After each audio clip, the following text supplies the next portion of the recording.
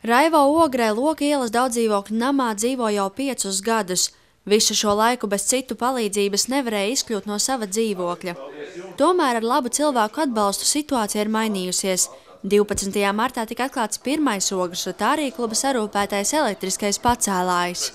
Jums vēl pašam ir viegli apieties ar to ierīci? Jā. Arī bez citu palīdzības varat? Jā, nekāda problēma. Tā ir pults un viss. Nospiež podziņu, nobrauc un tāpat arī tiek augšā un viss kārtībā.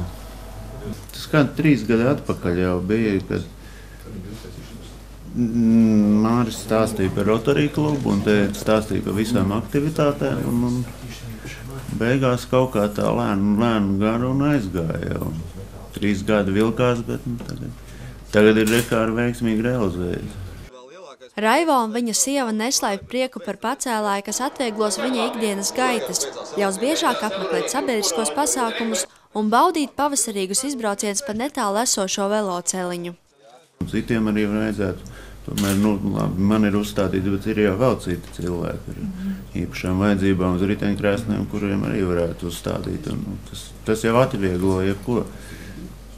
Var stāstīt, ka tur veikalos vai kaut kādās iestādēs ir viss pielāgots un var iebraukt ar riteņkrēsliem, bet, ja netiek no mājas ārā, tad jau priekš kam tas ir vajadzīgs, ja tu netiec pats no mājas ārā.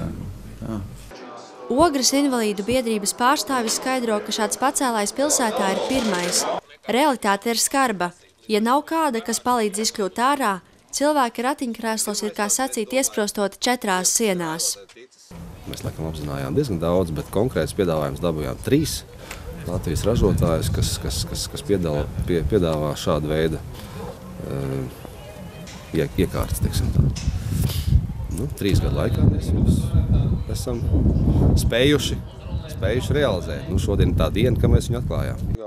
Projekta īstenošanai 1000 latus piešķīrusi Ogres noda pašvaldība.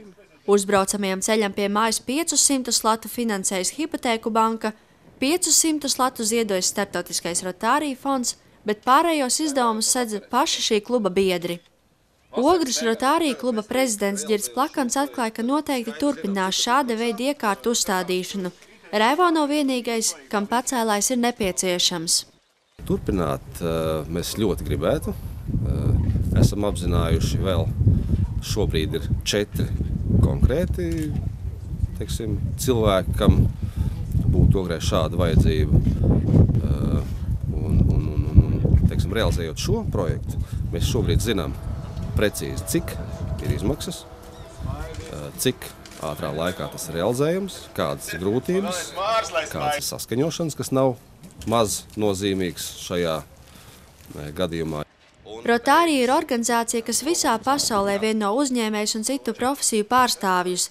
Kluba moto ir pašaizliedzīgi kalpot. Katrs rotarietis no savas puses vai no savas vietas vienmēr izvērtē visas savas aktivitātes to, kas būtu vajadzīgs sabiedrībai. Nevis konkrēti man, vai varētu, kas vajadzīgs sabiedrībai, un rotarieši, kas